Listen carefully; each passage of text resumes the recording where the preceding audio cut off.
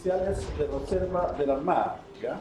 Regata Arbotán. Y para terminar el año, perdón, y para terminar el mes, entre el 29 y el primero, tenemos el pre-panamericano, que es una actividad que organiza la Fede Vela, que es una especie de ensayo en una escala bastante menor de los Juegos Panamericanos, que son el próximo año, entre el 25 de octubre y el 5 de noviembre. Y a eso sumemos lo que tenemos 12 niños que están en Río de Janeiro participando en el Sudamericano de Oye, para aclarar un puntito nomás lo que dice Pablo, la próxima fecha que Interclubes, el 15 y 16, bueno, los IRC, los J105 van a tener Pablo Sota, los cruceros y clásicos, travesía, y la regata del día sábado es la puntuable para el campeonato interno de la cofradía. O sea, los que vienen corriendo el calendario de nuestro club, que son aproximadamente 4 regatas en el año, 5 regatas, la regata del día sábado es la que da puntos para ese campeonato, pero la regata interclubes, propiamente tal, como campeonato, es sábado y domingo, para los que quieran seguir el domingo. Se está tratando de, es parte de las fechas del campeonato nacional, que lo compone la interclubes, la Valparaíso, hubo un par de regatas hace una semana, 2 semanas, en Guerilla y Recreo. Está tratando de armar un campeonato nacional a falta del club náutico que está en receso. Pero están todos invitados obviamente y agotantes también, porque aquí son casi, hay varios oficiales de reserva naval, así que, y los que no, igual bienvenidos para embarcar también oficiales o invitados que estén sin voto. Así que una regata muy entretenida, además que se pone con todos los gastos del Banco Santander, más encima no hay que pagar inscripción ni almuerzo. Así que todo es invitado. Perdón. No, por favor. ¿Quiere pasar ahí? Sí, tengo eso. Ya. Bien. Bueno, antes que nada, pedirles las disculpas. Esta, yo creo que ha sido la conferencia más afectada que hemos tenido en ya más de 10, 12 años. Primero, la hermana menor de mi padre tuvo un incidente bastante grave de salud.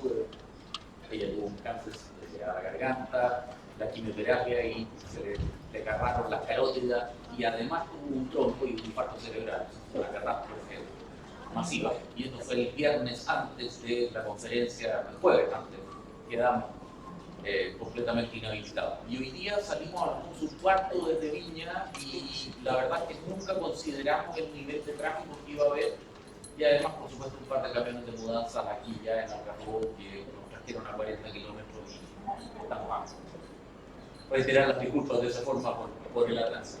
Pero bueno, dicho aquello, quizás es oportuno que empecemos en lo que corresponde, que es de alguna manera revisar alguna de las dinámicas de conflicto internacional que estamos viendo en el día de hoy, particularmente sobre la base de la estructuración del escenario internacional en términos de patrones de poder clásico, como, digamos, de alguna manera podríamos entenderlo cuando conversamos del año 2020, cuando lo hicimos por Zoom, digamos, en el mundo post-pandemia, que de alguna manera está sincerando el hecho concreto de que,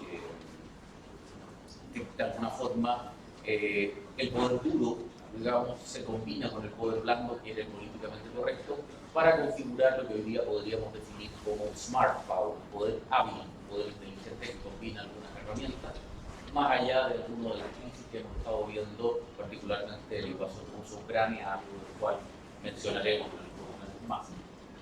Entrando dentro de esa mecánica,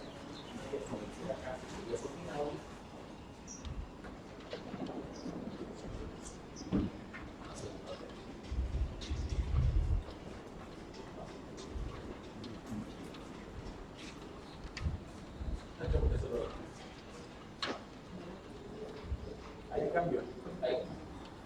El primero de los puntos básicos que tenemos en términos de escenario internacional contemporáneo es la combinación del escenario base de crisis económica generada por las interrupciones de los flujos comerciales derivados de la pandemia, pero sobre todo, más que en los flujos finales de abastecimiento de mercado, ha sido el impacto que ha tenido en las cadenas logísticas, particularmente las muy distribuidas, sobre todo en manufactura de productos involucramiento de elementos electrónicos digitales.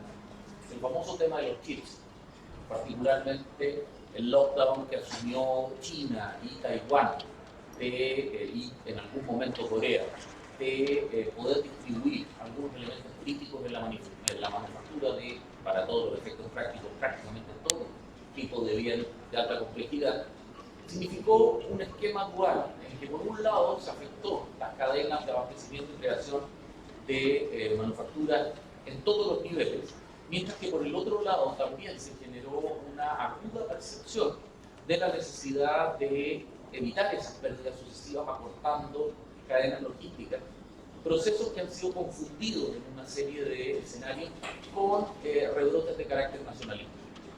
Es decir, Donald Trump en los Estados Unidos hizo una fuerte campaña, por ejemplo, exigiéndole a la empresa Apple de que volviera a manufacturar en Estados Unidos. Pero eso era con el diario del lunes, es decir, sabiendo que Apple ya había tomado la decisión de volver a acortar estos procesos debido a las dificultades que le representaba, digamos, poder sacar productos de China. O el fenómeno que ocurrió a comienzos de este año, donde algunas compañías japonesas de automóviles, manufacturadoras de automóviles, Subaru, Daihatsu, etc., cuando se encontraron con el lockdown de Shanghai, algunos de ustedes habrán visto el famoso Twitter ese que anduvo circulando por el mes de mayo, donde se mostraba 980 buques portacontenedores en el mar de China Meridional, esperando que se abriera el puerto de Shanghai, generando de esta manera una catástrofe en el flujo o en la dinámica de abastecimiento. En esa situación, las plataformas de conexión comercial necesariamente van a tener que sufrir dinámicas de adecuación, lo que va a significar ralentización en la manufactura, reducción en la velocidad de creación o de distribución de productos que van a tener un impacto en la creación de riqueza al final del día. Esto afecta predominantemente a las naciones, a los estados del este y el sureste de Asia, en términos de que ellos se han convertido en los grandes estados manufactureros a nivel internacional en el día de hoy, por oposición a Occidente, que ha pasado progresivamente a ser desarrollador o creador de tecnología o creador de investigación y desarrollo. Nosotros, que somos los meros vendedores de commodities, digamos, nos encontramos en un escenario de tercera división en términos de que básicamente disminuye la demanda de productos que son usados para manufacturar, generándose alteraciones o patrones bastante complejos en ese esquema. Particularmente para Chile, este escenario en el mediano y largo plazo lo beneficia en términos de que el salto, también con la presión geopolítica que ha generado el conflicto ruso-ucraniano, implica el avance de la electromovilidad y la mayor demanda de productos como la exportación de litio, el mismo cobre, etc. Pero eso es un proceso que se va a consolidar solamente después del hipo que representa la superación de la crisis del COVID y particularmente los problemas políticos, de gestión política y de visión política institucional que estamos teniendo como sociedad en el día de hoy. En esa situación, el elemento crítico es entender que más allá de la tensión que produce la guerra, la invasión rusa a Ucrania, el escenario internacional predominante hoy día es en la cuenca del Pacífico. Eso es un hecho que a estas alturas del partido ya es insoslayable. El eje geopolítico internacional primario se desplazó de manera ya definitiva desde el Atlántico Norte hacia el Pacífico, particularmente el Pacífico Central. En esa misma situación nos encontramos con que tenemos un escenario anómalo en términos de que representa estructuras muy clásicas previas a la Primera Guerra Mundial de combinación de cooperación y conflicto, cuyo epítome obviamente es la relación de China con Estados Unidos, pero que se reproduce en una multiplicidad de relaciones también de carácter local, como por ejemplo podría ser, irónicamente, la relación que tiene Australia con Nueva Zelanda, que no son los mejores amigos entre sí, la relación que tiene Japón con Corea, bueno, Japón básicamente con todo el este y sureste de Asia por motivos evidentes, las dos Coreas entre sí, los estados ribereños del mar de China Meridional. Todos ellos, todos nosotros, colaboramos en una enorme cantidad de áreas, pero al mismo tiempo tenemos rivalidades o tensiones entre nosotros respecto a la forma a través de la cual hacemos. Sin ir más lejos, Chile y el Perú somos socios de Alianza del Pacífico, TPP-11, ASEAN-APEC, pero al mismo tiempo, bueno, todos habrán visto lo que se le filtró a los peruanos el día de ayer, digamos, y que sí persuadió ellos, digamos, al menos acá en Chile, todo lo que es los planes de guerra no se manejan a nivel de documentación digital, en Perú sí, y además se enviaban por correo y ni siquiera cifrados. Ahí salieron una serie de planes ofensivos, Pucará, Victoria, Victoria 2, etc. En esta situación, los subteatros que se encuentran en el Pacífico, las redes de conexión y las redes de conflicto, generan un escenario muy dinámico porque las distintas interacciones y los planos de acción generan dinámicas de cooperación, conflicto o dinámicas mixtas que van evolucionando o variando a través del tiempo de forma completamente impredecible. Nos podemos encontrar con que hay estados que tienen dinámicas de cooperación profunda, China, Estados Unidos, pero que se, entre comillas, atacan mutuamente, como la decisión de antes de ayer norteamericana de limitar la exportación de semiconductores a China en el marco de un conflicto comercial de orden acotado. Esto no implica que vaya a escalar una guerra, sino que más bien representan conflictos de características específicas que de alguna manera recuerdan más una dinámica, como lo mencionaremos adelante y lo hemos conversado acá con anterioridad, más bien las dinámicas de un matrimonio mal avenido que realmente de un patrón de conflicto. Es decir, discuten y pelean por temas objetivos, pero no conciben la vida o no pueden entender la vida en forma separada o quebrada. Esto es exactamente lo contrario que se dio durante la Guerra Fría, en el marco de lo que se llamó la doctrina Zhudanov, es decir, dos mundos completamente separados por el muro de Berlín, dos mundos que no interactuaban entre sí y que se despreciaban. Acá lo que vemos es un mundo que coopera, pero que tiene conflictos específicos sobre puntos particulares. Ejemplos clásicos de eso lo vemos con el reciente incidente que se dio en relación al tema de la visita de Nancy Pelosi a Taiwán. Nunca podemos olvidar que Taiwán es utilizado tanto por Estados Unidos como por China para violar sus propias sanciones. Es decir, es la forma que ambos tienen para seguir el business as usual mientras se amenazan y se castigan y se sancionan de manera salvaje a través de ataques directos.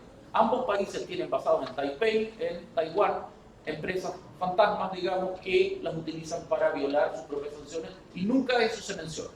No sale en Foreign Policy, no sale en Foreign Affairs, eso es así. ¿Por qué China presionó tanto? Porque sabía que finalmente tenía a Biden perfectamente acorralado y le podían pegar fuerte, digamos, un par de semanas para variar en relación a todo lo que les dio Biden cuando se reunió con ellos en la reunión de Anchorage. Él apenas asumió el cargo hace 2 años atrás, donde efectivamente desde los saludos protocolares, que originalmente tenían que durar 5 minutos, y se extendieron a 25 minutos de insultos mutuos, digamos, comenzaron complicados. Pero siempre hay que entenderlo en que es una plataforma específica. Por eso, digamos, cuando lamentablemente en alguna prensa se insistía en que China podía tratar de repetir con Taiwán lo que los rusos hicieron con Ucrania, eso es completamente imposible porque obedece a una lógica totalmente distinta. Y de partida porque efectivamente China tiene una política exterior y una cancillería profesional, cosa que Rusia lamentablemente ya no tiene.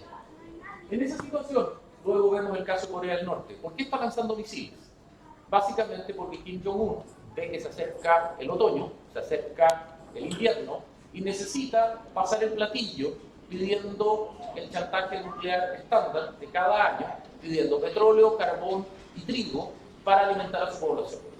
Y como obviamente no está en el limelight, no está en la principal atención global, bueno, qué mejor que hacer volar un gran par de misiles balísticos sobre Japón, alertar las alarmas antiaéreas, hacer que 70 millones de japoneses tengan que buscar refugio y después, bueno, recordar, una vez que recordaron que son potencia nuclear agresiva, bueno, pedir los subsidios discretos del petróleo, dinero, gas, etc. Pero siempre reitero, esto es en el marco de una pantomima que sigue una lógica prolongada a través del tiempo. Los coreanos del norte hacen eso mismo todos los años. La diferencia es que ahora es novedad, porque necesitaron subir la apuesta, ya no bastaba con que el misil solo cayera en el agua, ahora tuvieron que hacerlo volar sobre Japón para compensar, digamos, ganar los minutos de CNN o Fox necesarios. Y finalmente tenemos el caso del mar de China Meridional, en el cual todos los países ribereños, incluyendo China, disputan el control sobre una serie de atolones, y China ya lleva 2 décadas construyendo islas artificiales, Fiery Cross Reef, Scarborough Reef o las islas japonesas, las islas chinas, con nombres como Friendship, Happiness, etc., Solitude, que técnicamente son resorts, pero a la vez bases navales que ellos utilizan para reclamar soberanía sobre la zona, es decir, piden mar territorial, zona contigua, zona económica exclusiva, cosa que la Convención del Mar rechaza, pero bueno, China tiene la contundencia, la inercia y la masa que representan ellos.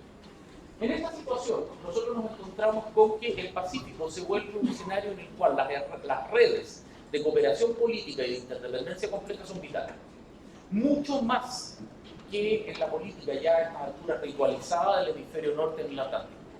El Atlántico tiene procedimientos ya absolutamente desarrollados desde hace más de 70 años, desde el año 45. En el Pacífico todo esto está en creación. En ese aspecto, y solo en ese aspecto, podemos hablar que estamos en un Far West, en términos de que si bien existe APEC, si bien existe ASEAN, y existen una multiplicidad de acuerdos derivados de aquello, todavía hay mucho espacio tanto para la creación de redes en el plano económico, pero sobre todo en el plano geopolítico y geoestratégico. Se ha avanzado mucho por la carrera china al Indo-Pacífico, pero en ese mismo esquema se requiere un nivel de cooperación que es fundamental.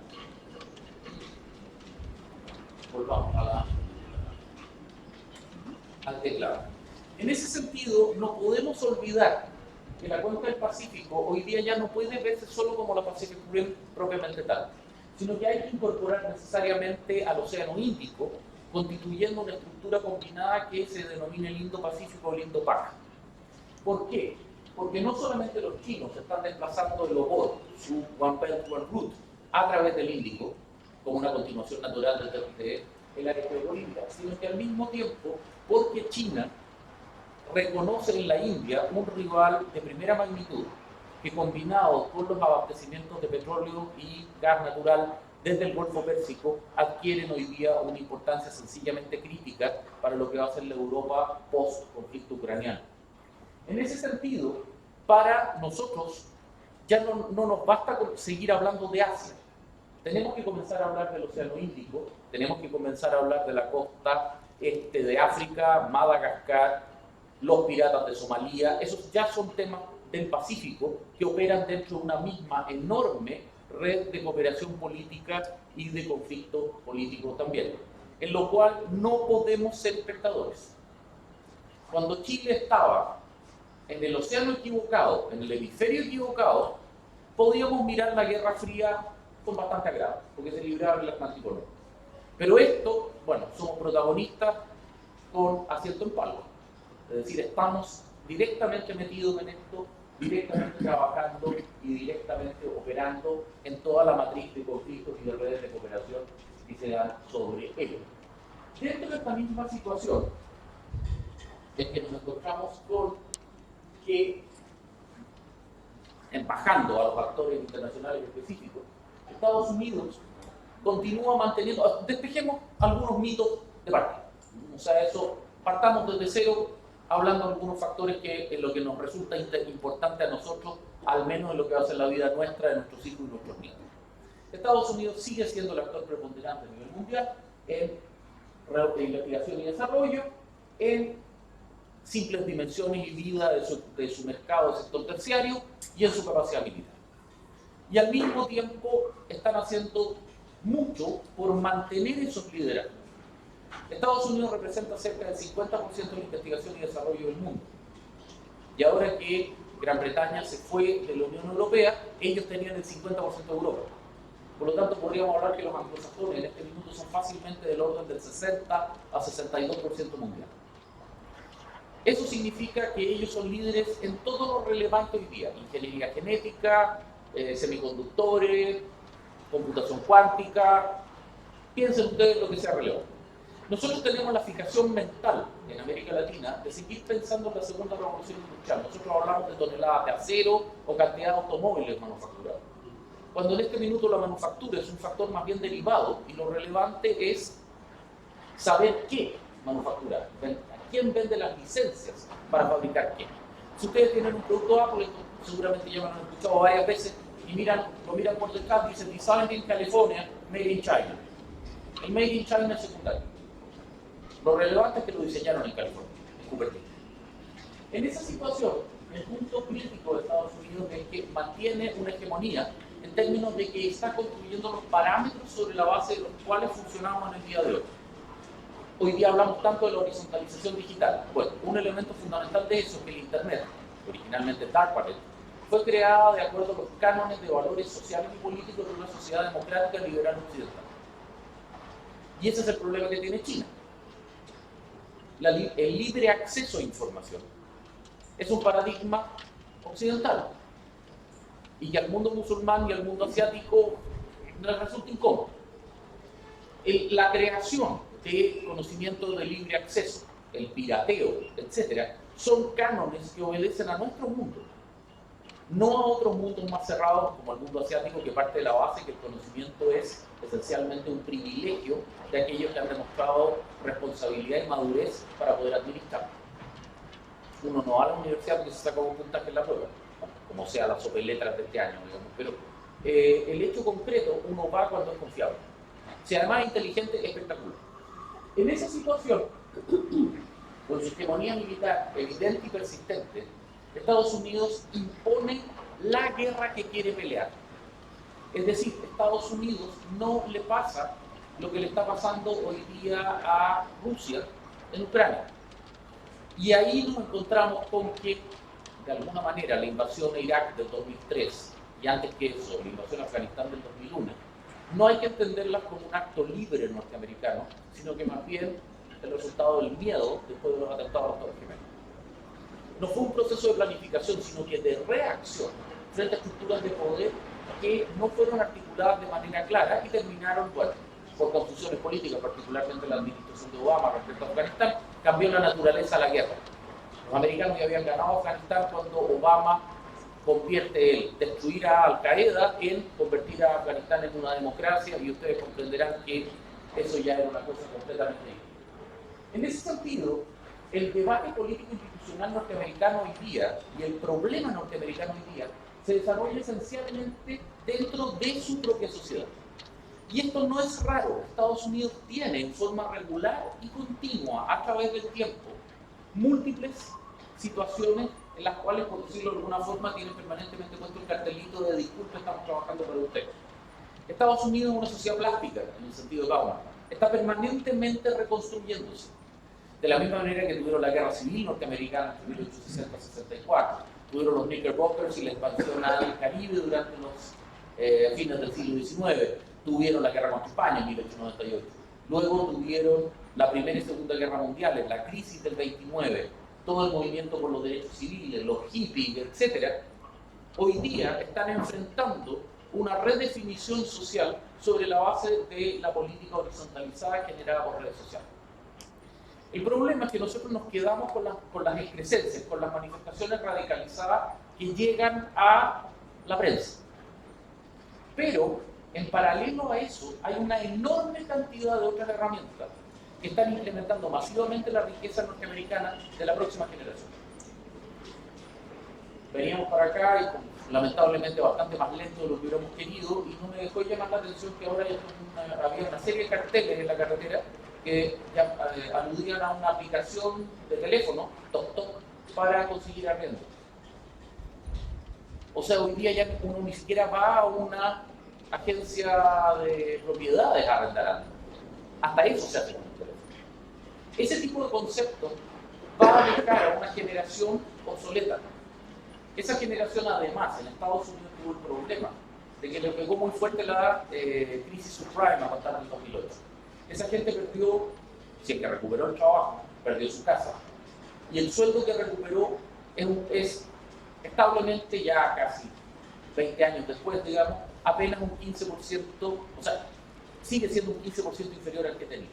Y sin la oportunidad de tener casa. Sus hijos operan con conceptos completamente distintos. Ya no quieren comprar casa. Se les denomina como la basement generation.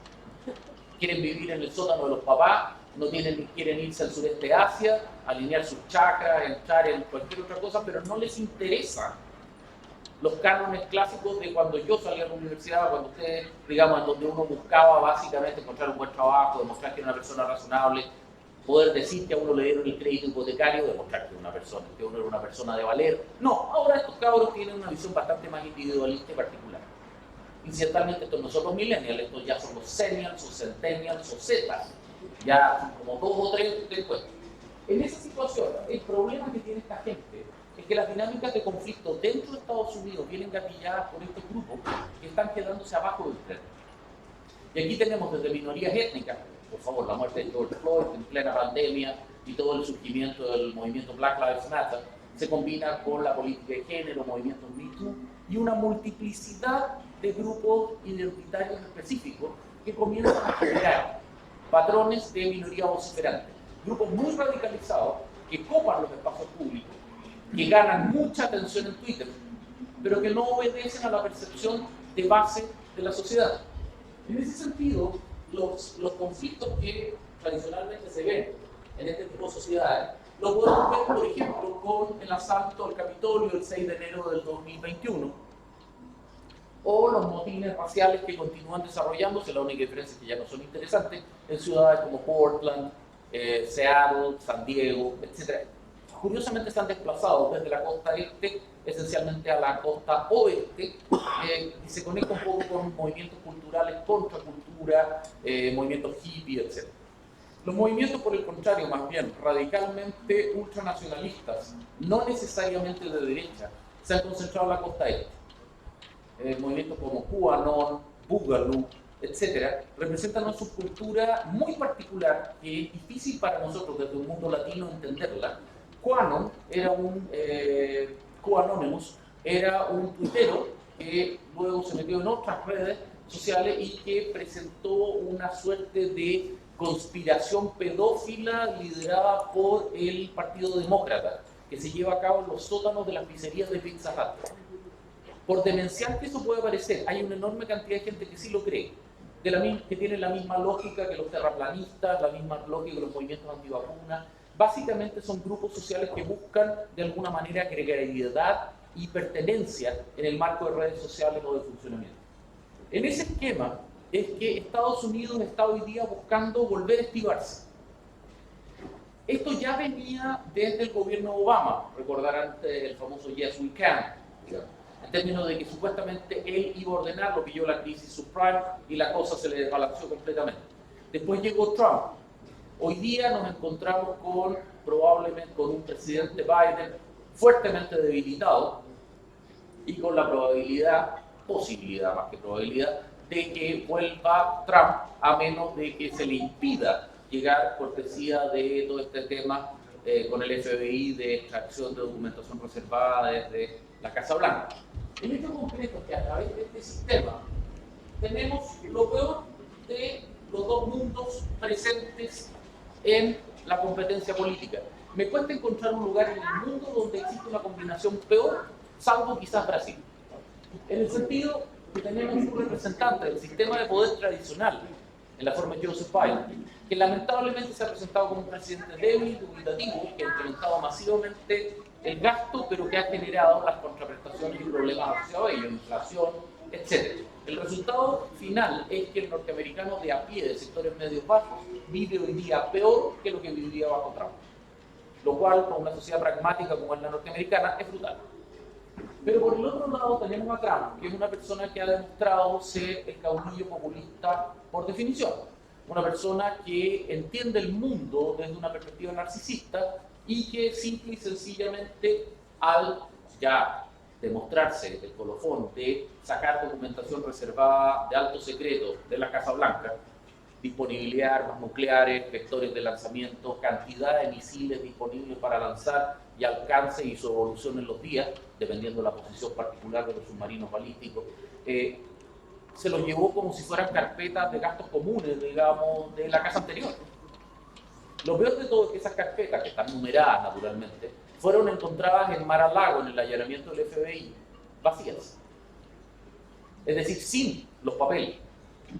Y ahí viene el problema, y la razón por la cual esta crisis salió de la prensa, es dónde están esos papeles. Ojalá no estén en Rusia, bueno, o en Chile. En esa situación, un presidente débil que representa el establishment y el sistema tradicional, con un rompedor de esquemas, que llama poderosamente a los sectores medios bajos, ofreciéndoles prosperidad y estabilidad económica, se convierte en una situación en la cual básicamente, digamos, no es que ninguna de las opciones sea particularmente potente. Si a eso le agregamos la polarización del Congreso norteamericano, los estadounidenses tienen por delante un proceso de estabilización que va a tomar por lo muy menos una década o algo más. Estamos hablando de 3 a 4 gobiernos por delante. Dentro de esa situación y dentro de esta misma estructura, China tampoco está precisamente muy bien. El primero de los puntos centrales es que el factor determinante para comprender la política china es su necesidad desesperada de estabilidad política interna. China nunca ha caído desde la dinastía Manchú, cuando los mongoles los invadieron, nunca ha caído frente a una invasión externa. Más bien implota por colapso de las 16 etnias que pueblan dicho país. Para nosotros los chinos son todos iguales, entiendo que no lo son. No solamente en dialecto o en apariencia física, sino que al mismo tiempo en cultura y en plataformas de funcionamiento. La hegemonía de los chinos del norte, predominantemente manchurianos, que hablan mandarín, no es un hecho amable para las otras 15 etnias, como quedó claro con el reciente escándalo del informe de derechos humanos de la ONU respecto a la represión de la minoría uigur de 80 millones de musulmanes del país. Exterminios, deportaciones, campos de exterminio. O sea, es una solución final, un holocausto nazi completo, desarrollado en forma regular, sostenida y permanente. ¿Y qué sigue? Los chinos no tienen problemas con eso. Ustedes lo pueden ver en Google Earth. Están los campos. Dentro de esta situación, el problema y la necesidad de mantener de estabilidad interna, como lo conversamos hace algunos años atrás, comenzó a enfrentarse desde la perspectiva del gobernante anterior, Hu Jintao, con un giro típico de las administraciones chinas, casi dar vuelta a China como un calcetín, generando un proceso de inversión de las enormes reservas que había acumulado el país para permitir que los 800 o 850 millones de personas que viven hacia el interior del país en estándares de vida del siglo XV-XVI, poder traerlos por lo menos al siglo XX. Ese proceso se vinculaba, como estas personas no tienen habilidades educativas ni profesionales que les permitan funcionar en una economía moderna, básicamente se los dedica a trabajar en obras públicas a cambio de que sus hijos reciban esa educación. Eso ha implicado la construcción de centenares de miles de kilómetros cuadrados, de kilómetros de línea de ferrocarril, los enormes programas de urbanización, que hoy día hay ciudades fantasmas vacías, de hecho, la construcción de literalmente centenares de aeropuertos, miles de aviones Airbus con la licencia del Airbus 321 que lo compraron la Shenyang Aviation Company y, bueno, millones de carros de tren, centenares de miles de locomotoras, etc. Ese proceso que con Hu Jintao estuvo totalmente volcado hacia el interior al no considerar las consecuencias externas, generaron una crisis económica brutal, lo que nosotros conocemos como la crisis de los commodities, cuando China bajó la velocidad de crecimiento. Con Xi Jinping, el proceso comenzó a indexar las relevancias de este proceso, pero el problema que tuvo Xi Jinping es que lo conectó con una nueva forma de entender la política exterior china que iba más allá de lo que ha sido la política exterior china ancestral, estamos hablando de milenios, que se conoce como la teoría de las mareas. China tradicionalmente solo influía en la zona del mar de China meridional y el sureste de Asia. Cuando China era poderosa se expandía, cuando China era débil se contraía, dejando comunidades económicas, los barrios comerciales, digamos los cholón. Singapur es la mejor demostración de eso. En este proceso, Xi Jinping decidió romper esa mecánica y apostar por convertirse en una potencia globalizada. Y la mecánica para desarrollar eso era poder la justificación de eso era poder diversificar sus mercados, tanto de obtención de materias primas como de adquisición de producción, y a través de ese esquema dual pasar a ser hegemónico en los continentes que no le interesaban a Occidente, Asia Central, África. El humor, que ustedes lo pueden ver ahí, particularmente el ferrocarril que se conectaba desde Beijing hasta Madrid, es solamente una forma. Por lejos la más potente es la ruta marítima, que bajando a través del mar de China Meridional, cruzando el estrecho de Malaca, a través del Índico, ya sea los conecta con el Golfo Pérsico o entrando por el Mar Rojo y llega al Mediterráneo. Cuando China, inmediatamente antes de la pandemia, comenzó a extralimitarse y a violar tratados, como de hecho ocurrió en el caso alemán, y comenzó a ver sus inversiones cortadas, ya estaba en un proceso de decadencia. China ya no era el mejor amigo del mundo que estaba dispuesto a invertir, a creer en los países del tercer mundo, y estaba comenzando a convertirse en un país francamente desagradable con una política imperial de carácter hegemónico. Se acordarán ustedes inmediatamente antes del estallido social las cartas del embajador chino Xu Bu a través del Mercurio, su pelea con el entonces diputado Sir Jaime Belolio, etc. Es decir, un embajador que intervenía explícitamente en la política nacional, actuando como un agente de poder con una visión bastante más desagradable. En formas más discretas recordarán la oferta de una compañía china con representación en Chile de construir un ferrocarril desde San Antonio y Valparaíso a Santiago, que apenas se abrió a licitación y postuló SAAM, retiró la oferta. Porque el objeto era conectarlo con los túneles de baja altura, también construidos por capitales chinos, que a su vez conectan con las enormes inversiones viales que ya tienen desarrolladas en Argentina y que los conectan con Brasil y que nos llevarían a tener un control completo de los corredores bioceánicos, interoceánicos latinoamericanos. En esa situación, noten por favor que ellos también están en exactamente lo mismo en África. Ellos ya tienen conexión entre el Atlántico y el Índico a través de Mozambique con Angola, a través de ferrocarriles construidos desde Dar es Salaam hasta, y bueno, Tanzania también, hasta Lobito en Angola. Y están sacando minerales, bueno, todo lo que produce en el corazón de África. Toda esta estructura iba bastante bien, pese a que muchas autoridades chinas del Partido Comunista Chino estaban francamente preocupados porque la política del Warrior Wolf de Xi Jinping, de lobo agresivo, demasiado occidental, estaba dañando la marca china de manera realmente contundente. Y ahí es cuando ocurre la catástrofe del COVID-19 y que Trump no perdió ni 15 segundos de bautizar como el virus chino y construir, incluso en el propio Estados Unidos, una persecución de los asiáticos, que recuerda los tiempos de la Segunda Guerra Mundial, después del ataque a Pearl Harbor, donde incluso se los insulta, se los agrede, no se los sirven locales de comida rápida, etc. Detalle: enormes cantidades de estudiantes norteamericanos de pregrado están pidiendo programas de pasantía o de intercambios al extranjero, América Latina, porque es uno de los pocos lugares donde no se está discriminando activamente a estudiantes de ojos rasgados, digamos, en la calle. Yo tengo un curso en la universidad en la Adolfo Ibáñez de estudiantes norteamericanos, predominantemente dentro de los cuales el 80% son asiáticos, japoneses, chinos y coreanos. Pero que tienen nombres como Erin, Megan, etcétera, o sea, y con apellidos absolutamente anglosajones. En esa situación, todo este proceso del COVID no solamente les pega con la interrupción de las cadenas logísticas, sino que al mismo tiempo rompe el principal elemento que China había comenzado a utilizar después de la crisis asiática del 98, que era la confiabilidad. Todo el mundo estaba dispuesto a obviar violaciones de derechos humanos, malos comportamientos, etcétera, porque los chinos delivered on price and on time. Y ahora no. Es decir, cuando Xi Jinping profundiza el problema con la política de COVID-0, encerrando ciudades, alterando cadenas logísticas, China comienza a convertirse en un país que produce barato, pero nadie sabe si entrega a tiempo, es agresivo, es violento, es desagradable, y para peor comienza a ser imperialista. Esto ocurrió particularmente con Sri Lanka, el antiguo Ceilán, al sur de la India.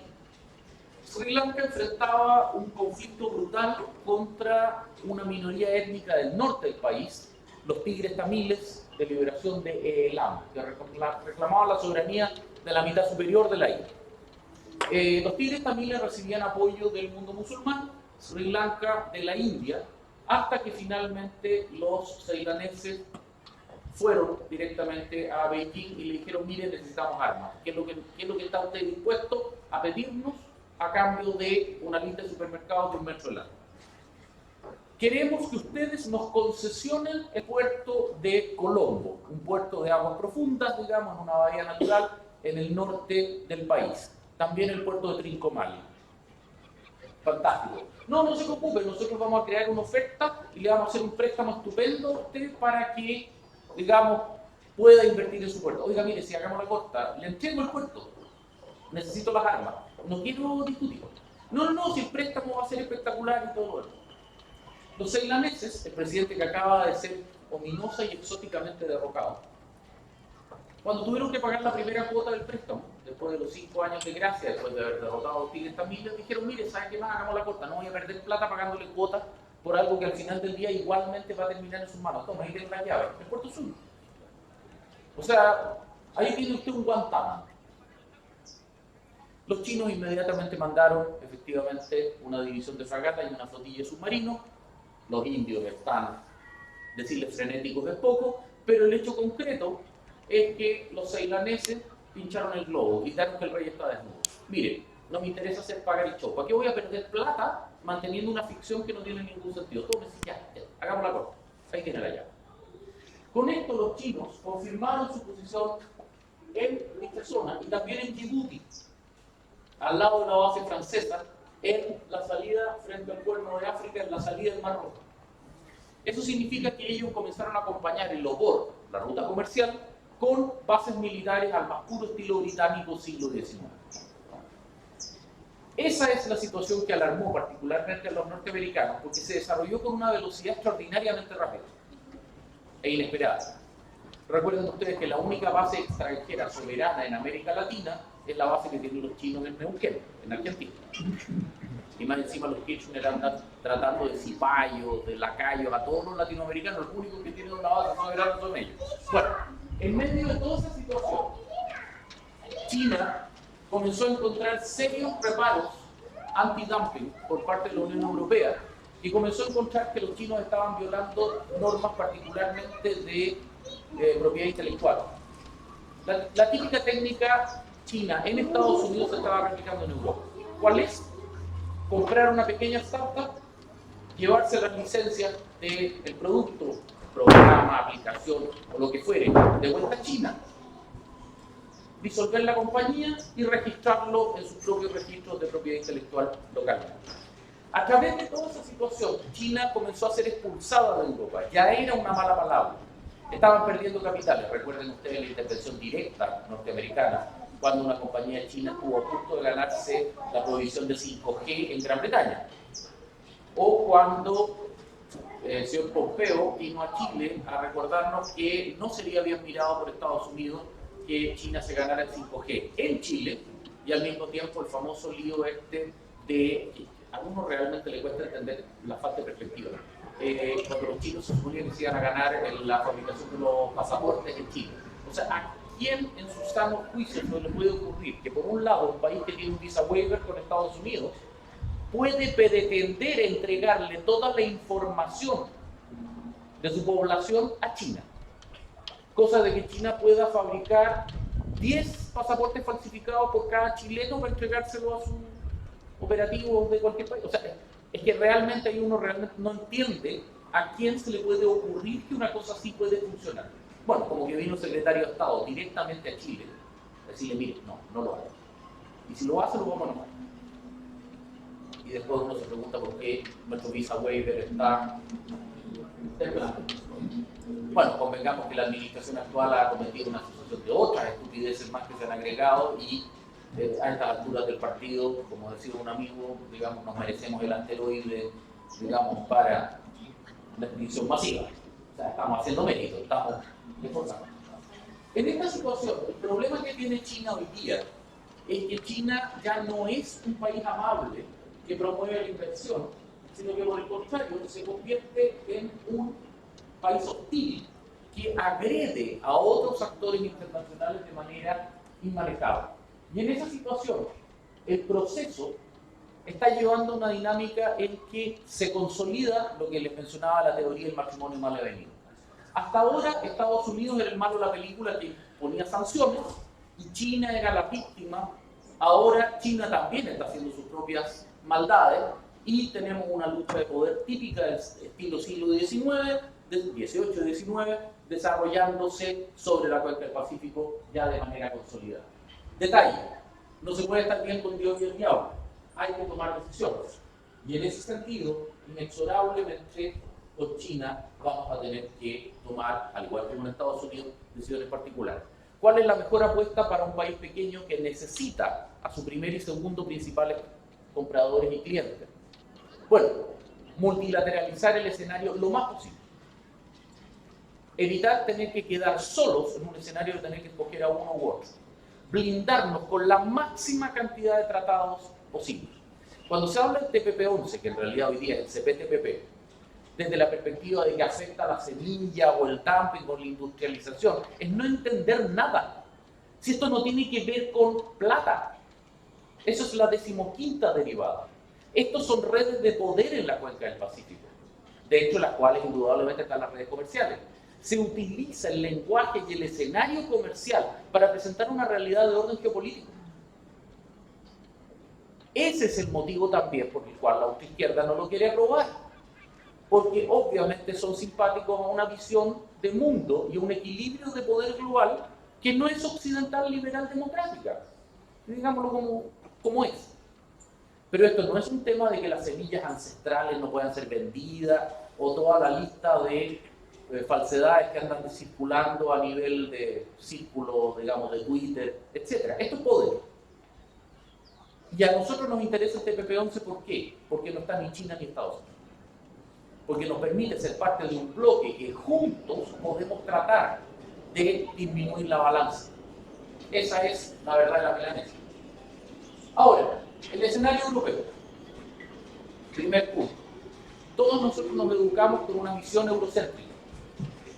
Y viajar a Europa tiene una gracia particular. Pero Europa ya no es el centro del mundo. No lo es en términos reales desde el año 45. La Guerra Fría digamos, camuflaba esto porque el escenario de batalla era la frontera intra-alemana, pero al final del día los que peleaban eran los soviéticos y los norteamericanos. Hoy día nos encontramos con un problema que obedece a la política de Europa del Este del siglo XVI. Es decir, una Rusia que perdió estructuras de poder y hoy día busca recuperarlas a través de mecanismos que están largamente obsoletos.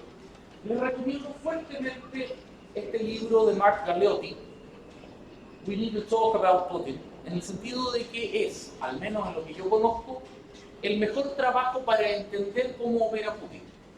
Putin no es un superagente, no es un James Bond, no es un demonio, es simplemente una persona que opera con una estructura lógica particular y que busca articular o manejar redes de poder con un concepto que a nosotros nos es ajeno. En ese sentido es un alienígena, un marciano, porque su forma de entender el mundo es arcaica y diferente a la nuestra.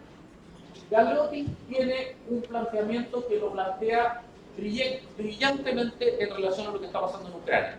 The Descent a Putin War. Esta no es una guerra Putin, y ese es el problema. Rusia, cuando se fragmenta la Unión Soviética, pierde un elemento fundamental en su psique geopolítica permanente desde el mundo zarista, que es el concepto que ellos denominan como fronteras defendibles. La pérdida de los stands de Asia Central, de los distintos estados del Cáucaso, y sobre todo el extranjero próximo de Europa, representa la pérdida de estados tapón, estados cojín, que los separan de las enormes fuentes de invasión que son particularmente Europa Occidental. No hay que confundirse, Rusia admira profundamente a Occidente desde Pedro el Grande en adelante, Catalina II la Grande, etc. Pero también le teme, y en realidad es difícil no estar de acuerdo. Napoleón, el Kaiser, Hitler, la Guerra Fría, todo ello representa conflictos de unas características y una intensidad particular que se reflejan a través de esta mecánica. Gorbachev lo que tuvo que hacer fue guiar el aterrizaje forzoso de un ladrillo, como era la economía soviética destrozada. Lo hizo con éxito, devolvió a Rusia a una economía exportadora de commodities, pero consiguió hacerlo. Putin está en la misión de recuperar orgullo nacional y fronteras defendidas. Y le ha ido relativamente bien hasta ahora. Putin no entiende el poder como lo entendemos nosotros, no es un potencial. Putin entiende el poder, al igual que toda la jerarquía rusa, y con eso quiero ser brutalmente pragmático, matar a Putin no sirve de nada, porque hay toda la jerarquía rusa, salvo algunos oligarcas muy occidentalizados, Abramovich, etcétera, piensan exactamente igual. ¿Por qué? Porque ellos les consideran que Ucrania y Bielorrusia son parte de Rusia. La cultura rusa nació en el Kiev ruso, en Kiev, en Ucrania. Por lo tanto, ellos no entienden el apoyo que Occidente le da a Ucrania y sobre todo no entienden lo que para ellos es una violación de las áreas de influencia natural. ¿Qué hace Estados Unidos, Alemania y Gran Bretaña dándoles armas cuando nosotros lo único que estamos haciendo es recuperar lo que es nuestro? En esa estructura esto no era una guerra, esto era un golpe de mano, decapitar el gobierno ucraniano, matar a Zelensky, matar a todo su gabinete, juramentar a otro, un político prorruso ucraniano de apellido Medvedchuk, que lo capturaron hará unos 2 meses atrás tratando de escapar, y hacer un paseo militar como el Anschluss alemán sobre Austria. Por eso invadieron a través de toda la frontera, no se concentraron en puntos específicos, violaron un principio cardinal de la concentración en tiempo y espacio, acumulación de masa, penetración, sino que un paseo militar para ocupar el territorio donde lo primero que iba a hacer Medvedchuk era ordenarle a las Fuerzas Armadas ucranianas no resistir, producir un colapso de la cadena de mando rusa. El problema es que, primero, con la toma de Crimea en 2014, la guerra de Georgia, etc., la receta de Putin ya era conocida. Y segundo, con el ataque a Crimea, los ucranianos establecieron relaciones extraordinariamente cercanas con la OTAN, particularmente con Estados Unidos y Gran Bretaña, que les permite tener un acceso a información de inteligencia en tiempo real, ya colada y filtrada, que alcanza niveles que son sencillamente brutales. Algunas filtraciones aluden que se les están enviando 2 petabytes de data al día. O sea, es un río de información. Y la NATO tendría oficiales incrustados con enlaces de datos hasta el nivel de los cuarteles generales, nivel brigada, dentro del ejército ucraniano.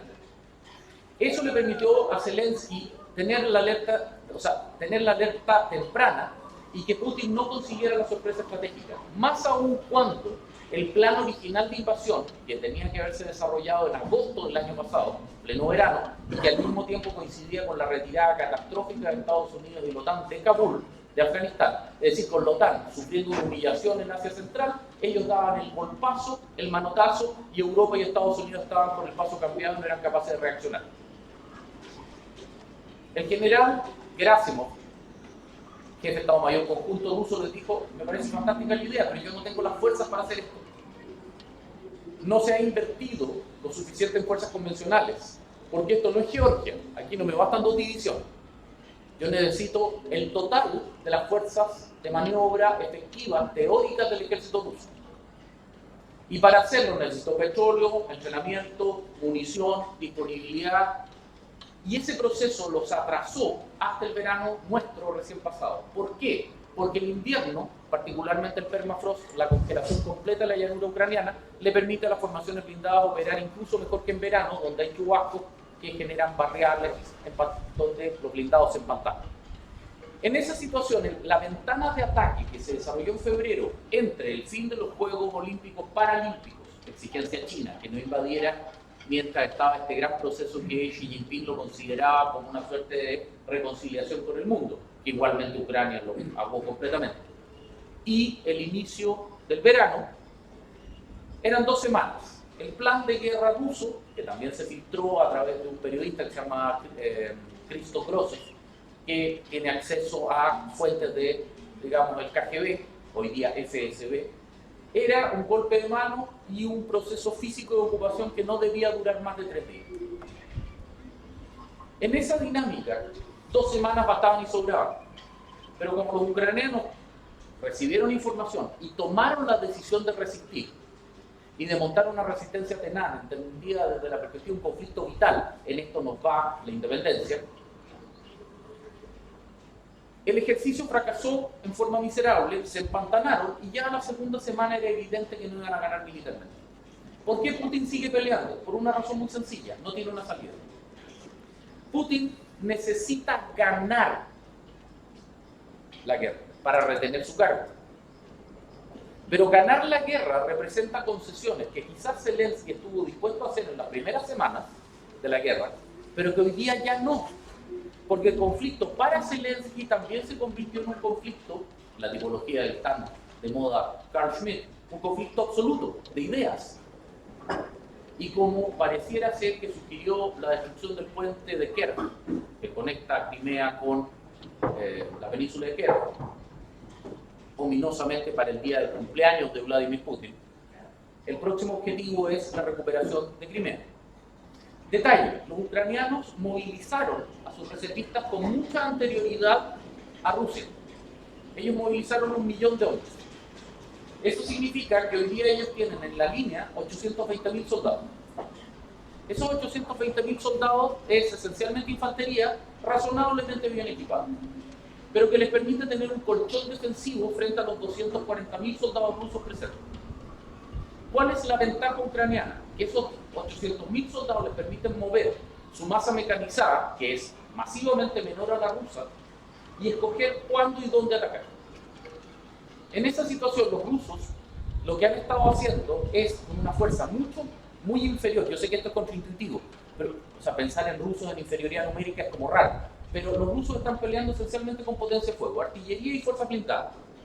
Lo que ellos hacen es mover estas brigadas de bomberos, digamos, de un punto caliente frente al otro, hasta que llega un momento en que los ucranianos tienen comprometido a todas las fuerzas disponibles y logran mover y dan el golpe y el manotazo en un sector donde ya los rusos no pueden atacar. Esto que se conoce como la teoría del gato y el ratón. Un gato puede agarrar hasta 5 ratones, por las 4 patas y la boca, pero el sexto ratón puede pasearse tranquilo. Comprometen todas las fuerzas mecanizadas rusas y luego ellos lanzan las suyas y capturan. Esa es la clave de la gran victoria que obtuvieron en Kharkov hace 3 semanas atrás y la que están teniendo en este momento en la zona de Kherson. El problema es que los ucranianos se están engolosinando, porque la persistencia de su fuerza blindada va a comenzar a ser comprometida cuando los rusos les comprendan el juego. ¿Qué es lo que les puede? Que ya lo comprendieron. Si yo lo estoy presentando acá en Chile, ustedes comprenderán que el Estado Mayor ruso, la Stavka, lo tienen que haber descubierto hace un buen rato atrás. En ese proceso, ¿cuál es el problema ruso y la gran apuesta ucraniana? Los rusos han llegado a un punto extremo de quemar sus unidades. El modelo de movilización rusa es reconstruir unidades desgastadas con nuevos reclutas, permitiendo que los veteranos se conviertan en nuevos suboficiales y suboficiales subalternos, sargentos, suboficiales, teniente, digamos, junior grade, en sentido ruso. En esa situación el problema es que las unidades rusas se han quemado de tal manera que ya no queda un núcleo suficientemente grande para expandirla con reservistas. Y además el ejército ruso está ya rascando el fondo del barril de reservas estratégicas de material. Por ejemplo, a los reservistas se les están entregando fusiles AKM de un calibre que ya no es el que utiliza regularmente el ejército ruso y ucraniano, 7.62x39 en lugar de 5.45x45. Están usando tanques T-62 que usan tripulaciones de 4 tanquistas en lugar de 3 y al mismo tiempo usan otro calibre, digamos 115 milímetros versus 125 que usan T-64, T-72, T-80, T-90. Ese problema está implicando que, por ejemplo, los ucranianos capturaron 600 reservistas rusos, que era básicamente la dotación para reconstruir los cuadros de una brigada motorizada completa, en la cabeza de una línea de ferrocarril, donde estaban estos cabros con su morrano, su fusil, esperando a que llegaran oficiales y suboficiales de la brigada a llevarlos y distribuirlos. Llegaron antes los ucranianos y se los llevaron completos. Los capturaron todavía sin tener estructura humana. Entonces, en este momento estamos peleando en un conflicto en el cual va a quedar determinado quién gana y quién pierde, más por las fragilidades que por las fortalezas de ningún bando. Los ucranianos, sin embargo, han demostrado ser bastante más flexibles en su capacidad de adaptación y particularmente en la migración hacia un conflicto híbrido. Los ataques territoriales en Rusia, primero la destrucción de polvorines y depósitos de municiones, luego de centros de reclutamiento y finalmente el asesinato a Daria Dugina, digamos la hija de Alexander Dugin, cuando todo indica que al que querían matar era Dugin, digamos. le pusieron una bomba de 150 kilos de ciclonita debajo del auto. O sea, literalmente lo que recogieron de la pobre chiquilla eran trozos, lo desintegraron. Muestra que los ucranianos, de realmente quererlo, pueden incluso golpear en el corazón de Rusia. Pueden romper el concepto, el paradigma ruso de la operación militar limitada, de circunscribir el combate solamente a Ucrania. Y si es que realmente se enojan, pueden llegar a pegar. Es muy llamativo que después de la muerte de Dugina no hubo más ataques, lo que hace pensar en que los americanos le dijeron, oye, contrólate, detente. El punto ya se hizo. La destrucción anoche del puente de Kerch con lanchas explosivas muestran un nivel de preparación extremadamente heredado del ejército soviético, de donde viene el ejército ruso y el ejército ucraniano, pero que sobre todo le recuerda a los rusos que no sacan nada con reconstruir el puente. Como es un puente eterno, pueden reparar ese paño y los ucranianos a la noche siguiente echan abajo otro. O quizá esta misma noche echen 2 o 3 más. El punto central es que la iniciativa política hoy día la tiene Zelensky. Y Putin está realmente complicado y por eso está amenazando con armas nucleares. Ahora, ojo. Ahora, este es el primer momento en que es creíble el uso de un arma nuclear táctica de bajo kilotonaje, medio kilotón, etc. Yo personalmente soy escéptico que lo haga porque es una demostración suicida. Los americanos ya dijeron que, hecho eso, proceden a destruir todos los medios convencionales rusos presentes en Ucrania y a hundir a la flota del Mar Negro, con medios convencionales. Y los americanos pueden hacer eso, y bastante más, dicho sea de paso, con medios convencionales. Estados Unidos está en DEFCON 3, un nivel por sobre la crisis de los misiles cubanos hace 4 meses atrás. Es decir, ya tienen los medios, ya desplegaron su fuerza, tienen todo listo. Lo único que necesitan es hacerlo, y los rusos lo saben.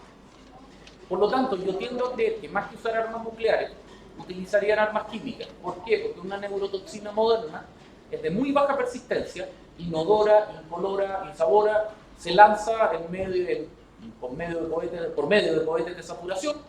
Entre medio de esos rockets, la mayor parte de ellos son altoexplosivos, 1 de cada 10 lleva VX, Sarin, Soman, Tabun o lo que fuere. Los rusos son altamente creativos en distintas cepas, y con eso pueden destruir una zona de acceso, romper una zona defensiva y permitirle a una formación mecanizada rusa penetrar y conquistar algo. Pero el objetivo va a ser microscópico, y el efecto político que necesita Putin no se va a conseguir. Aquí nuevamente vuelvo sobre el libro de Galeotti, por favor, se lo recomiendo absolutamente, es un texto que no pueden dejar de leer. Está en Amazon, en todos los formatos que quieran, en físico, etc. ¿Qué es lo que estamos viendo, por tanto? Que Rusia, en términos estrictamente estratégicos, ya perdió la guerra y por paliza. ¿Por qué? Porque el mapa está claro. Suecia y Finlandia entraron en la OTAN. Se consolidó una frontera que se conoce como la barrera de los Bálticos. Desde el Cabo Norte, en el norte, hasta Turquía, la barrera de los eslavos, ustedes tienen una frontera cultural, a la vez que política y estratégica, entre Occidente y Rusia. ¿Quiénes son los principales perdedores de todo esto? China. ¿Por qué? Porque todos los corredores de ferrocarriles del OBOR quedaron cortados. Se perdieron inmediatamente.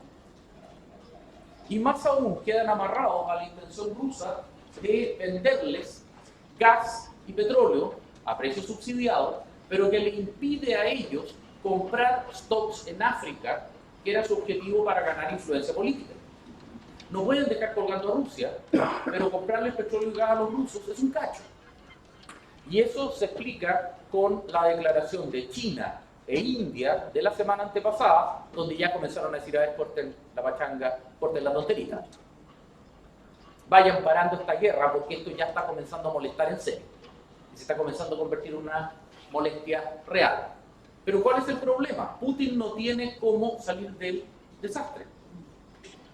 Y por lo tanto está atrapado en un esquema de o me dan lo que yo quiero o hago un escándalo. Y el punto es hasta dónde llegar y cómo manejar.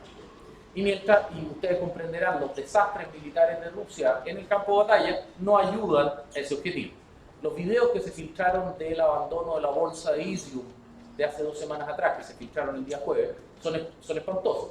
Son imágenes de vehículos blindados de transporte personal de 4 tipos distintos, mezclados entre sí, chocando entre sí, llenos de tropas encima, con caras de pánico, buscando abandonar la bolsa antes que los ucranianos los rodearan. Por supuesto, totalmente apoderándose del saqueo. Todos los soldados iban fuera de los carros porque adentro del carro y el saqueo, lavadoras, refrigeradores, televisores, ropa, etc. E incluso amarradas las torres, etc. Hay una serie de tuiteros, digamos, ucranianos que han comenzado a intervenir escudos de las unidades rusas poniéndole en el lugar de una espada una lavadora o una parca o cosas por el estilo, demostrando, o sea, tratando de ridiculizar esa situación. El viejo concepto de que el ejército ruso, este coloso terrible desde la toma de Berlín del 45, hoy día resultó ser una cáscara vacía. Y eso nos lleva al problema de que una Rusia, controlando Bielorrusia, Kaliningrado, pero con una Ucrania, para todos los efectos prácticos, todos los respeto en caso, Ucrania no necesita entrar en la OTAN, está en la OTAN. Ya está configurándose un esquema que altera todos los patrones que estábamos presentando con anterioridad. ¿Cómo va a evolucionar esto en el mediano plazo? El resto del mundo. No tenemos tiempo para entrar en una política pormenorizada, pero la crisis residual post-COVID va a comenzar a superarse en los próximos 2 años. Y hay que entenderla básicamente al COVID como una guerra mundial. Básicamente es una interrupción de procesos políticos y económicos globales que hoy día se redefine, se reentiende bajo este concepto. Sincera, un mundo donde la violencia siempre ha sido una herramienta viable, pero que Occidente se ha negado a reconocer. Hoy día tenemos que aceptar la aparición de una nueva conceptualización de poder, el Smart Power, que es capaz de combinar el hard con el soft de manera fundamental. La guerra de agresión particularmente sigue siendo prohibida, de mal gusto, etc., pero no podemos negar el hecho que hay sociedades que pertenecen a culturas y civilizaciones distintas que la utilizan en forma regular y sostenida. Negarse a reconocerlo es simplemente entrar en negación.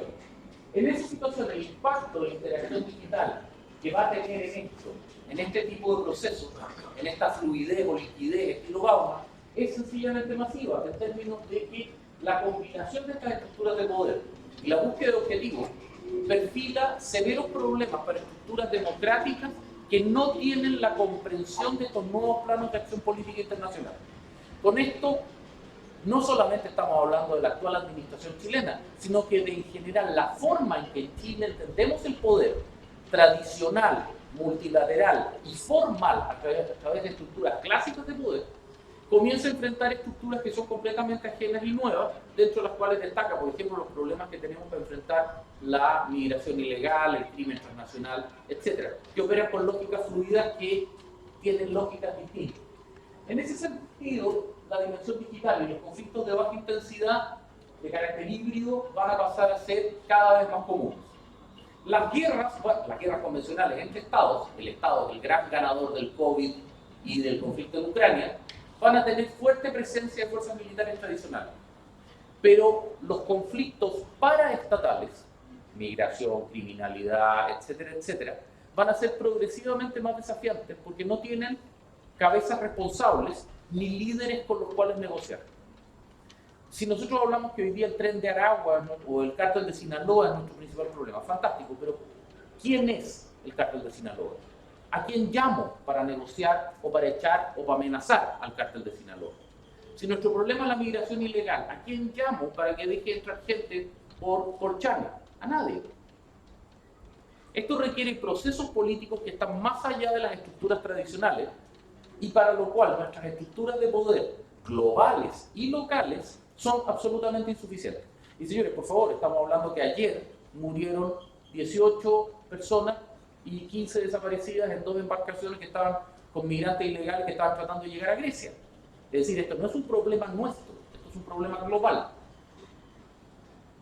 Para lo cual se va a requerir crear herramientas y estructuras completamente distintas a través de los cuales estructurar y manejar los procesos post-pandemia. Dentro de esto yo soy relativamente optimista en el sentido de que estos son desafíos que Occidente ha enfrentado en reiteradas ocasiones con anterioridad. Esto no es nuevo. Y Occidente llegó a ser la potencia hegemónica a nivel global precisamente tras superar amenazas de este tipo. El tema es sincerar dentro de nuestra sociedad, a través del diálogo interno, algunas realidades básicas dentro de las cuales el uso del poder, el uso de la fuerza, etcétera, bajo los cánones morales, éticos y legales del caso, tienen que usarse. De alguna manera nuestra pelea es contra nuestros propios miembros comunitarios que siguen entendiendo el mundo desde una perspectiva voluntarista y buenista. ¿Cómo superar ese es nuestro desafío? Se va a conseguir más temprano que tarde, va a salir caro, va a salir doloroso, va a salir lento, pero así son todos los procesos sociales. Y no puedo evitar traer otra de las famosas frases de Kissinger, en el sentido de que por más que se intente, la ley de gravedad no se puede derogar. Ustedes no pueden luchar contra la realidad. Puede que haya gente que encuentre la realidad fea, desagradable, penca, a la cual no hay que verla, digamos, se corre la cortina, pero pese a eso sigue existiendo. Y como ustedes podrán comprender, los inquilinos de la moneda están descubriendo esa realidad de manera bastante brutal y directa. ¿Cuánto tiempo se demoran en comprenderlo? Bueno, eso es otra cosa, otro debate y podremos conversarlo en otro momento. Muchas gracias por su atención y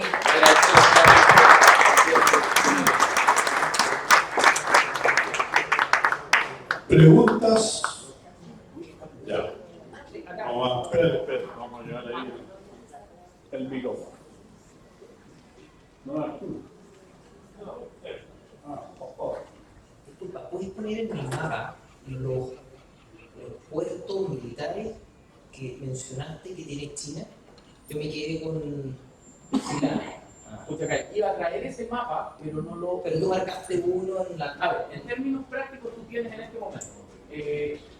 Primero que nada, el mar de China Meridional tiene las 7 islas artificiales. Luego en Indonesia tienes una base, en Myanmar tienes otra cerca de Rangún, Yangon, tienes en Sri Lanka, tienes en Djibouti, en ¿Dónde es eso? ¿Dónde?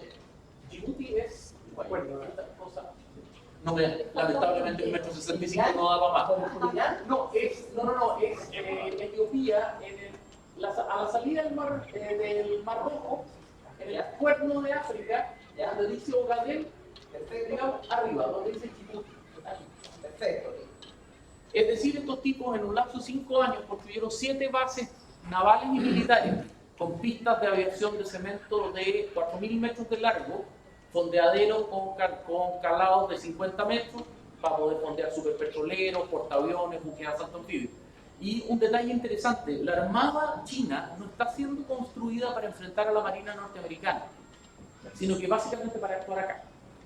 De hecho, el énfasis que tienen los chinos en la construcción de buques de asalto anfibio y de portaaviones de capacidades limitadas, pero numerosos, no tienen capacidad de enfrentar a los CBN americanos o a los submarinos nucleares americanos. De hecho, su capacidad antisubmarina es marginal en relación a lo que representan los 55 submarinos de ataque Virginia y Los Ángeles americanos. Pero sí son extremadamente poderosos para actuar en esta zona. Es decir, ellos pueden desplazar una división de infantes de marina chinos francamente choreados, digamos, con toda clase de medios dedicados a y operar, por ejemplo, en ambiente desértico. Noten la contradicción. Fuerza anfibia para operar en terreno desértico. ¿Para dónde está diseñado eso? ¿Para invadir una isla en la mitad del Pacífico? No. Para desembarcar en Tanzania, para desembarcar en las Maldivas, en Sri Lanka, en la India, en el Golfo Pérsico. Ganar bases y defender bases. Lo que los chinos están haciendo es exactamente lo mismo que hicieron los británicos en el siglo XIX. Construir aliados locales y defenderlos cuando otro les trata de pegar. Y los venecianos con los Absolutamente. James Cable tiene una sucesión de textos magníficos, digamos, Campbell Diplomacy se llama. Son 7, donde se va desarrollando primero el principio de la política de la cañonera, precisamente sobre China en el siglo XIX, los cañoneros occidentales, en los ríos, algunos de ustedes habrá visto esa película The Sand Pebbles. Y luego, posteriormente, hoy día ellos están haciéndole eso al mundo. Si es más viejo que el hilo negro. Lo que pasa es que hay gente que somos tan modernos que no queremos verlo. O sea, ese es el punto. ¿Cómo los chinos, que superaron a Las Vegas con Beijing como el lugar más luminoso del mundo, van a hacer algo tan retrógrado como crear una política imperial destinada a controlar un océano. Bueno, estamos. O sea, Y la otra pregunta es, India y Brasil, ¿dos monstruos? no. ¿Están durmiendo o no son monstruos? India sí lo es, pero India es lo suficientemente hábil para entender que lo de ellos no es un conflicto, lo de ellos es integración global con todos. Cuando ellos se declaran la democracia más grande del mundo, lo que están haciendo es romper el paradigma chino de ellos y nosotros, sino que ser parte de un todo. China tiene estupendas relaciones con Rusia, tiene estupendas relaciones con Estados Unidos, tiene estupendas relaciones con China, bueno, no tanto con los chinos que han sido sus enemigos históricos, pero se están entendiendo. Porque para ellos quieren ser lo que fue Estados Unidos en la guerra napoleónica, aprenderle a todos y hacerse ricos en el proceso. India conscientemente no adoptó el modelo de industrialización chino. Es decir, siendo que eran economías equivalentes, hoy día India es apenas un 15% de la economía china. Pero es mucho más estable. Y no tiene los conflictos internos que sí tiene China. Y le venden armas a los rusos, le venden armas a los americanos, le venden armas a no sé qué, le exportan servicios digitales a todo el universo. Es decir, de alguna manera no quieren acelerar, no quieren apurar el ganado flaco. Y se convierten en un actor perfectamente razonable. Sobre Brasil, la verdad es que no son un gigante. Brasil es un país que tiene un tamaño geográfico grande, pero poblacionalmente, industrialmente, están en el nivel de países medianos como Indonesia. 215 millones de personas hoy día en el mundo ya no es un país grande. Es un país mediano, grande, pero que tiene niveles de fragilidad político-institucional, fragilidad industrial, que no lo convierten en un actor mayor y mucho me temo no lo va a hacer en el mediano plazo, mal que le plazca tanto a Bolsonaro como a Lula.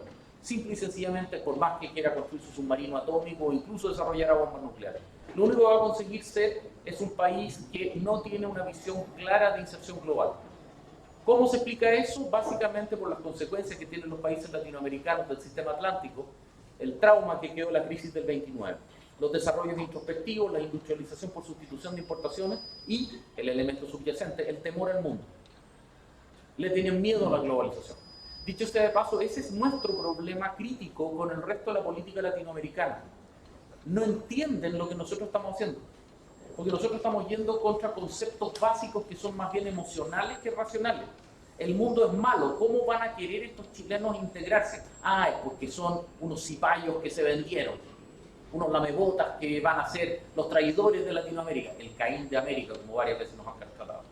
Porque no comprenden que Chile tuvo una experiencia fundacional totalmente distinta, basada en la apertura comercial a través del Estrecho Magallanes, el comercio con Gran Bretaña, la exportación de mercancía, cobre, salitre, etc. Siempre hemos sido exportadores. Noten la casualidad. En el periodo entre el 31 y el 76, que estuvimos encerrados, ha sido el periodo más pobre de Chile. Ahí está. O sea, ni Boric puede encerrarse. Porque no funcionamos así. Somos un mercado demasiado pequeño, productor de commodities. Entonces, de alguna manera, Chile es una suerte de hacerle cariño a contrapelo a un gato. Somos desagradables por el resto de América Latina. Cuando el resto de América Latina nos ofrece que integrémonos a Mercosur, pero ¿qué es lo que nos ofrece Mercosur? Repartir pobreza. Es disfuncional, sí, pero es que político, es que vamos a ser amigos, es no entender el mundo. El texto de la Constitución rechazada, vocación preferente por América Latina y el Caribe, era político, desconociendo la ley de gravedad, el modelo económico chileno. ¿Qué tienen los chinos en Neuquén? Una estación de traqueo satelital y nadie sabe qué más, ni siquiera los argentinos. Podrían estar haciendo experimentación genética, creando los X-Men, o quién sabe qué cosa rara, pero nadie lo sabe. ¿Eso fue una venta? No, es un tratado a 99 años, al más puro estilo de los tratados de base, supeditado a la entrega de esa base a cambio de un préstamo a 99 años, bien digo, por 25.000 millones de dólares en el primer gobierno de Cristina Fernández. ¿Qué parte está? Neuquén, en la Patagonia, abajo. No, la parte realmente complicada es que los argentinos están en este minuto negociando con China, que se les escapa normalmente a través de prensa local, un polo de desarrollo soberano en Ushuaia. Está vendido, o sea, la idea, el argumento que se ha presentado en prensa es esencialmente crear una zona de gravitación antártica, permitiendo una zona franca, digamos, sin aduana, el uso de 3 sitios de muelle, dragar la bahía de Ushuaia y basar permanentemente su rompehielo. Pero ustedes comprenderán que una posición en el Beagle, mirando el Drake, la Antártica, con lo importante que es, pasa a ser complementaria al hecho de tener una presencia soberana en el paso Drake, que es algo que no tienen los norteamericanos, y lo más cercano es la presencia británica en Falklands, Georgia y Sandwich del Sur, generando un problema político estratégico mayor. Nuevamente estamos en primera línea, pero por supuesto nosotros estamos mucho más preocupados de, digamos, no sé, las leceras de turno o de qué futbolista se fue con qué modelo, y no estamos viendo los cambios geopolíticos mayores que están ocurriendo en nuestras propias fronteras. Perdón, por favor. ¿Chile le va a vender más a Argentina? ¿Por qué? No creo que sea necesario. Argentina tiene su propia industria de defensa y además operan con sistemas que son distintos a los nuestros. De hecho, ellos están con un equipo... China. Sí. China sí. China, de hecho, ya ha intentado, y son las Fuerzas Armadas argentinas las que no quieren recibir el material. Se les ofrecieron unos carros de infantería, unos carros 6x6 para la Fuerza Cruz del Sur. Los probaron en una laguna en el centro de Buenos Aires y se hundieron. Y posteriormente han estado negociando la entrega de este famoso caza chino-pakistaní, el FC-1, el JF-17, el Thunder, es una suerte de Super F-5. Pero todo indica que la Fuerza Aérea Argentina lo que quiere en realidad son F-16 de segunda mano ex-daneses. Son primos hermanos de los que compró Chile en Holanda, el modelo MLU. Ahora, obviamente, los británicos van a exigir que vengan sin modos, aire de superficie, etc. El equipo chino es tan bueno como lo que uno está dispuesto a pagar. Si uno paga el equivalente de un equipo europeo, es igual de bueno. Pero lamentablemente los usuarios latinoamericanos de equipos chinos, que son bastantes, demuestran que el material que se compra es normalmente de pésima calidad. Basta preguntarle a las Fuerzas Armadas bolivianas, peruanas o venezolanas para comprender que no hay punto de comparación. Perdón. ¿Cómo podrían tomarse Taiwán los chinos? Es que no creo que lo quieran hacer. No, económicamente. No, es que ya lo hicieron. En términos estrictos, el nivel de interdependencia económica es tan alto que de hecho los daña incluso a ellos mismos. De hecho, el ejercicio que ellos montaron frente a la visita de Nancy Pelosi y luego de los otros representantes fue de un bloqueo marítimo. Cortar las vías marítimas y hacerlos caer como pera madura en la mano, digamos, reventándole la economía.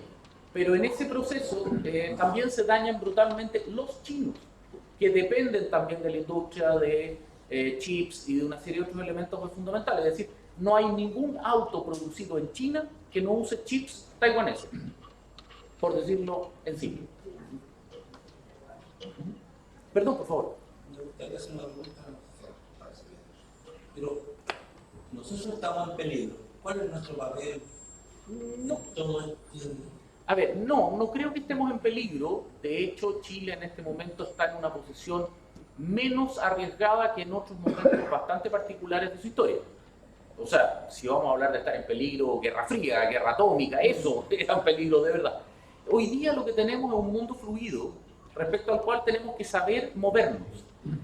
Otro dicho de Kissinger, digamos, una hormiga puede bailar con un elefante, pero la que tiene que preocuparse de los pisotones es la hormiga.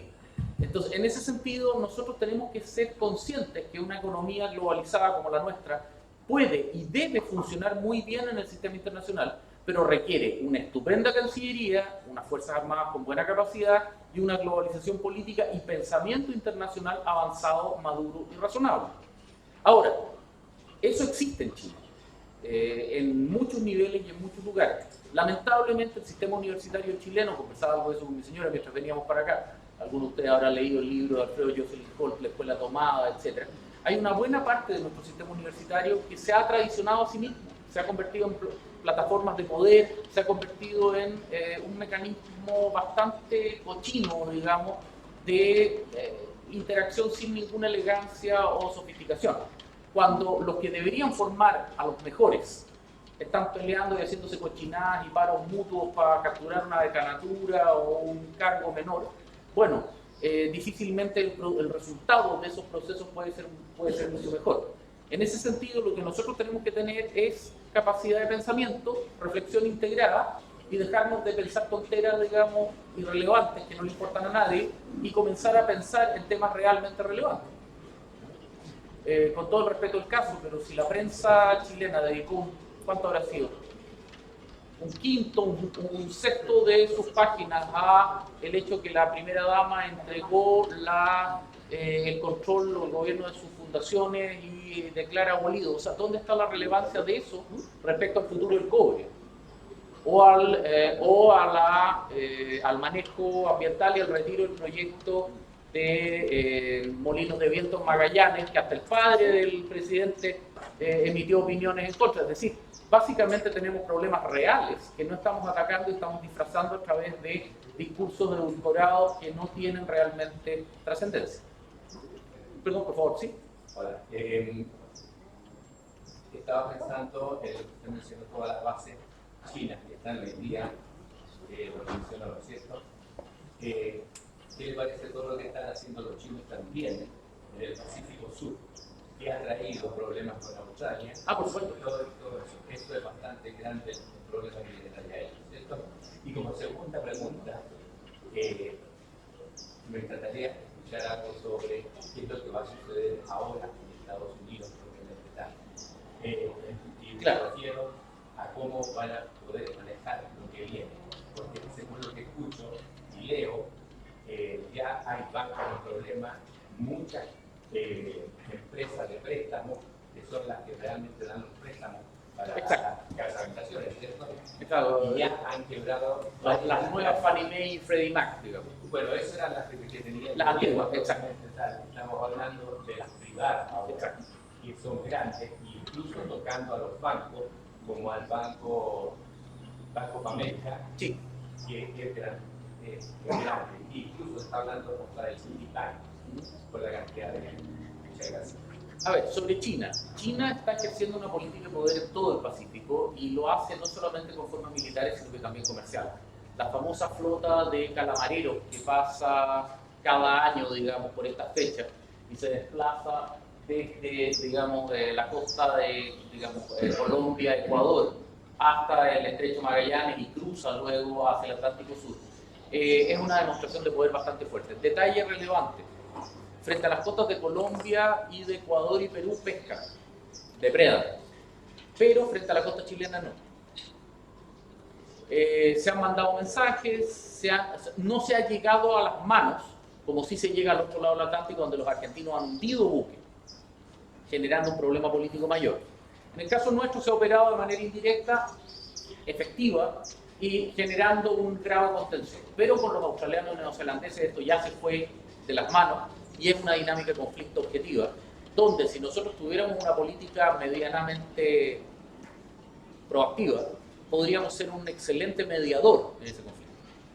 Pero como eso no calza con la política exterior turquesa, bueno, tenemos un problema en que no se está comprendiendo las realidades de cómo funciona el sistema.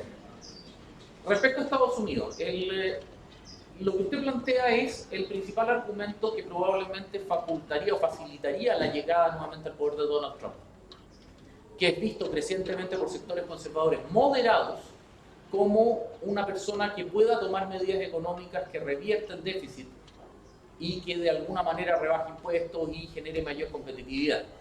Biden, lamentablemente, se ve muy complicado, aunque la verdad de esto lo vamos a tener recién con las elecciones de medio término en noviembre, que todo indica que va a ser desastrosa para el Partido Demócrata, pero cuán desastrosa es algo que no tenemos claro todavía.